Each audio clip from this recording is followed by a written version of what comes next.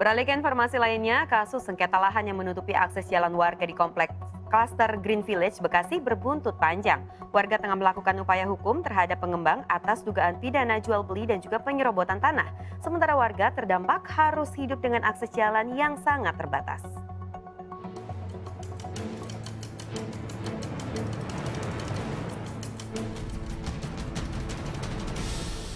Dinding setinggi hampir 2 meter ini menutupi beberapa rumah warga di perumahan Green Village Bekasi. Kasus dari sengketa lahan ini pun menuai kontra dari beberapa warga yang akses jalannya ditutup oleh pihak pengelola. Bahkan warga pun membuat spanduk sebagai bentuk dari protes kepada pihak pengelola. Saya akan mengajak Anda untuk melihat bagaimana akses jalan yang ditutup oleh tembok-tembok besar ini. 10 rumah warga di perumahan ini kini kehilangan akses masuk. Mereka harus berhadapan dengan pembangunan pagar patok tanah tepat di depan pintu rumah. Akses yang disisakan hanya cukup untuk berjalan kaki.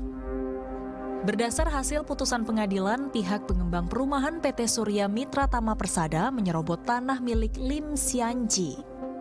Warga merasa tertipu pihak pengembang karena fasilitas yang seharusnya mereka dapatkan malah harus tergusur. Sempat ada curiga nggak Pak awalnya nih?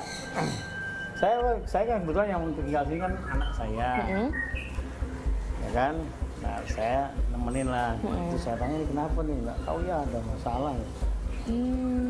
Nggak ditanya lebih jelas lagi ke pihak pengelola perumahan ya? Pengelola udah nggak ada kan? Oh, udah nggak ada.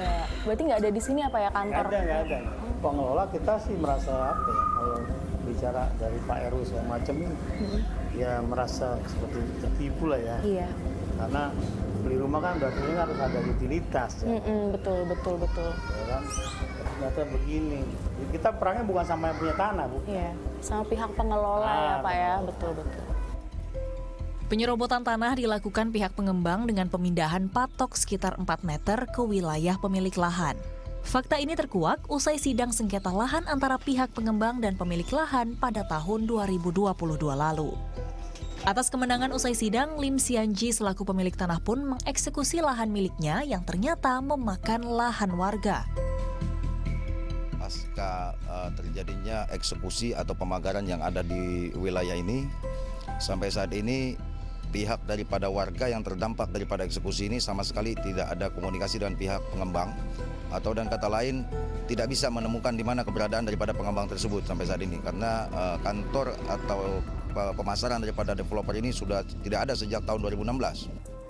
Tak hanya akses jalan yang tertutup, bahkan ada juga warga yang sebagian rumahnya masuk ke dalam lahan milik Lim Sianji, pemilik tanah yang sah. Karena jika memang mengikuti proses hukumnya ya harusnya dirubuhkan gitu. Karena ya minta mediasi dengan Pak RW ya supaya jangan dirubuhkan gitu rumah saya. Ya udah jadinya oke bisa tapi ya kena bagian depannya Bu ya. Eksekusi dengan pembangunan tembok setinggi hampir 2 meter ini sudah terjadi sejak 20 Juni lalu. Kini warga meminta pemerintah Kota Bekasi dan aparat penegak hukum turun tangan mengusut tuntas kasus penyerobotan tanah yang dilakukan pengembang agar kejadian serupa tak kembali terulang.